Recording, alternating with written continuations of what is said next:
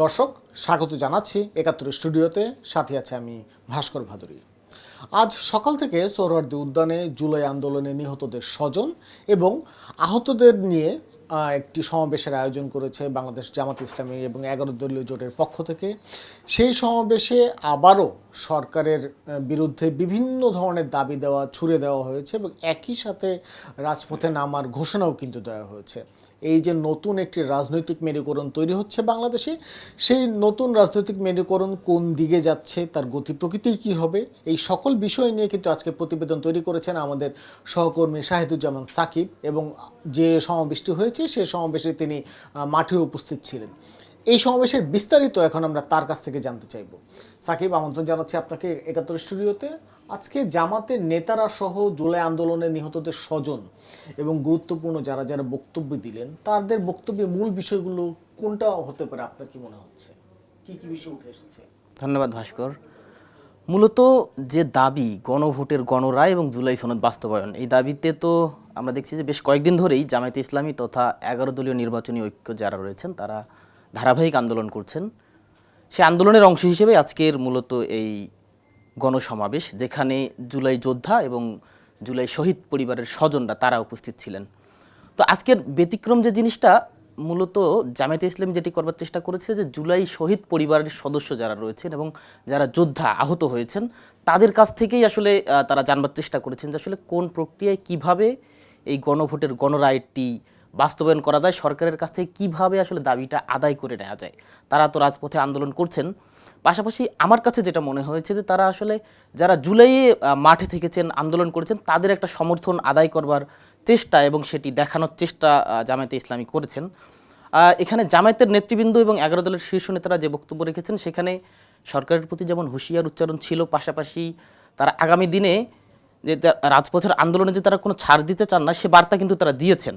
যদিও এর আগেও আমরা বিভিন্ন সভা সমাবেশে সংসদেও এই উত্তপ্ততা আমরা খেয়াল করেছি, তবে আজকে বাড়তি যে বিষয়টা আমরা লক্ষ্য করলাম, যদি একটু বলি যে এলডিপির চেয়ারম্যান কর্নেল ওলি আহমেদ বীর বিক্রম তিনি বলেছেন যে রাজধানীতে কোনো আন্দোলন হয়তো আপনারা সামাল দেবেন প্রশাসন বা অন্য কোনো উপায়ে, কিন্তু সারা দেশে যখন গণজোয়ার গণমিছিল শুরু হবে সেটি সরকার কিভাবে সামাল দিবে, সরকারকে সে প্রস্তুতি এখন থেকে নিতে হবে। এটা এক ধরনের হুঁশিয়ারি উচ্চারণ আমি বলবো।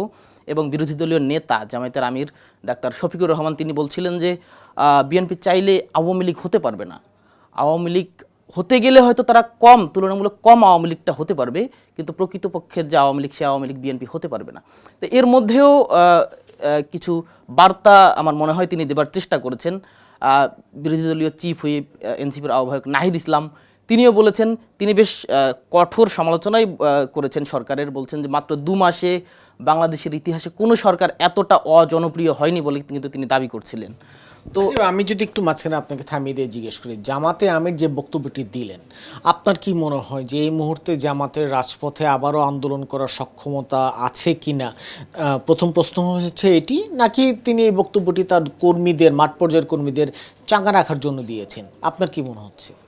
ঠিক আপনার মতো জামায়াতের নেতাকর্মীদের মধ্যেও কিন্তু একই ধরনের প্রশ্ন আছে যে আসলে যে আন্দোলন তারা করছেন বা যে আন্দোলনের ঘোষণা তারা দিচ্ছেন সেটি কি আসলেই বাস্তবিক অর্থে কতটা সম্ভব, কিংবা আসলেই সেই কঠোর আন্দোলনে তারা নামবেন কিনা। নেতাকর্মীরাও কিন্তু একটা দ্বিধাদ্বন্দ্বে রয়েছে, কারণ পরিষ্কারভাবে তারা যে ঘোষণাগুলো দিচ্ছেন আমরা তাদের কর্মসূচির ধরন দেখে আসলে খুব একটা আঁচ করতে পারছি না যে এখনই আসলে তারা কোনো কঠোর আন্দোলনে যাবেন বা সেই আন্দোলনে যাওয়ার মতো পরিস্থিতি দেশে হয়েছে, সেই ধরনের কিছু আমার কাছে মনে হয়। কি আপনি বলতে চাচ্ছেন এই মুহূর্তে আর কি সরাসরি রাজপথে আন্দোলন শুরু করার মতো কোনো পরিকল্পনা অথবা প্রস্তুতি আপাতত নেই?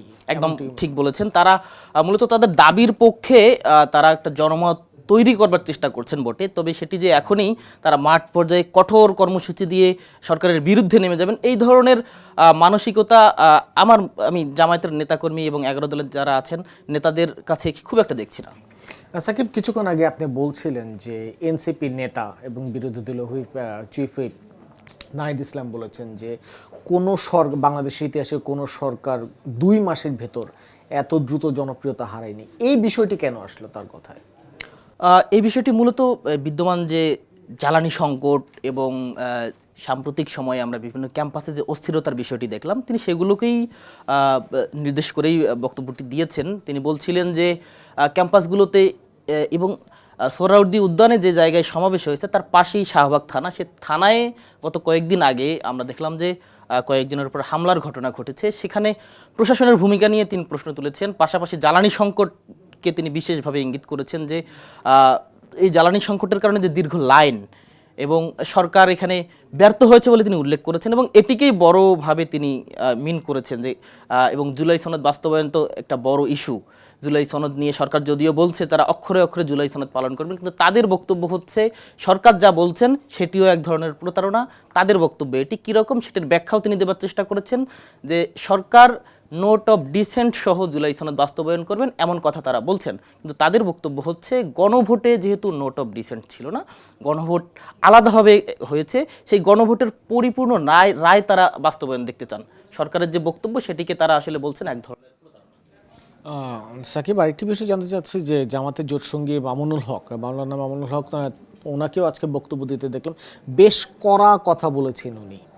উনার বক্তব্যের মূল বিষয়টা যদি আপনি তুলে ধরেন। মামুনুল হক তিনি তার যে স্বভাবগতভাবেই তিনি যেরকম বক্তৃতা দেন সেভাবেই তিনি আজকে দিয়েছেন। এর মধ্যে তিনি মূলত নির্বাচনের আগে সরকার প্রধান বর্তমান প্রধানমন্ত্রী তারেক রহমান গণভোটের পক্ষে হ্যায়ের পক্ষে যে প্রচারণা চালিয়েছিলেন রংপুরের শহীদ আবু সাইদের কবর জিয়ারতের পর, সেটিকেই তিনি তুলে ধরেছিলেন যে নির্বাচনের আগে হ্যায়ের পক্ষে প্রচারণা চালালেও কেন আসলে সরকার নির্বাচনের পরে গণভোটকে অস্বীকার করার চেষ্টা করছেন, এটি তার বক্তব্য। এবং তিনি সরকারকে দ্বিচারিতার কথা বলছেন যে সরকার দ্বিচারিতা করছে, এখন তারা আসলে মানছে না, ক্ষমতায় গিয়ে তারা আসলে অতি আত্মবিশ্বাসী হয়ে উঠছে, এই কারণেই তারা আসলে গণভোট মানতে চাচ্ছে না। এই ধরনের কথাই তিনি বলছেন আর কি। সবশেষ বিষয় যদি আসি, এলডিপি নেতা কর্নেল অলি আহমেদ অবসরপ্রাপ্ত বীর বিক্রম, তিনি আজকে বলেছেন যে একটি মিছিল না হলে আপনারা থামালেন, 64 জেলার মিছিল কিভাবে থামাবেন। এটা কি তার নিজের বক্তব্য নাকি জোটের পক্ষ থেকে বক্তব্য, নাকি সে আবার এক কথায় ফিরে যেতে হয় যে রাজনৈতিক পরিস্থিতি উত্তপ্ত করার একটি কৌশল ছিল তার এই বক্তব্যে? আপনার কি মনে হচ্ছে? তিনি আসলে সরকারের নানা বিষয় নিয়ে সমালোচনা করার পরেই আসলে এটি বলেছেন এবং এর পাশাপাশি তিনি এটিও বলেছেন যে এখনো সময় আছে, বিরোধী দল এবং যারা রাজনৈতিক স্টেক হোল্ডার আছেন তাদের সবাইকে নিয়ে বসে সমাধান করুন। এই কথা কিন্তু তিনি সবশেষ বলেছেন। তার আগেই তার এই হুঁশিয়ার ছিল যে যদি এখনই সরকার তাদের এই জুলাই সনদ বাস্তবায়নের দাবি নিয়ে সরকার যদি বসতে রাজি না হয়, আলোচনা করতে রাজি না হয়, তাহলে এই আন্দোলন আসলে এখন যেমন রাজধানী কিংবা বড় বড় শহরগুলোতে মহানগরগুলোতে রয়েছে, একটা পর্যায়ে হতে সেটি সারা দেশে সবগুলো জেলায় জেলায় গণজোয়ারের রূপ নেবে, এই ধরনের কথা তিনি বলেছেন। মূলত এটি এক ধরনের বার্তা এবং কঠোর বার্তাই বলবো আমি। তাহলে আমরা কি এক কথায় বলতে পারি সাকিব, আজকে যে সমাবেশটি হলো সেই সমাবেশের মাধ্যমে জামাত এবং জামাতের যারা জোট সঙ্গী রয়েছে তারা এক কথায় জানান দিতে চাচ্ছে যে আলোচনার পথ খোলা রাখার মাধ্যমে তারা আন্দোলনের জন্য প্রস্তুতি নিচ্ছে, বিষয়টি কেমন কিনা?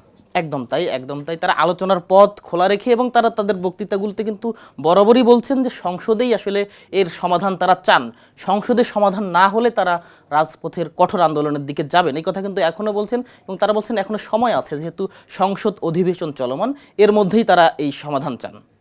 অনেক ধন্যবাদ আপনাকে সাকিব। দর্শক শুনছিলেন আমাদের সহকর্মী শাহেদুজ্জামান সাকিব। তিনি আজকে যে অনুষ্ঠানটি হয়েছে সোহরাওয়ার্দী উদ্যানে বিশাল মাঠে বিশাল যে জনসমাবেশ, সেই সমাবেশ কভার করে এসে তিনি তার বক্তব্য তুলে ধরলেন।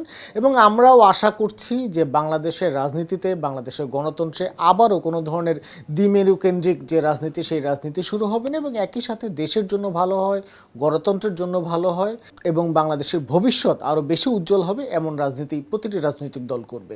আজকের মতো এখানে বিদায় নিচ্ছি, সকলেই ভালো থাকবেন।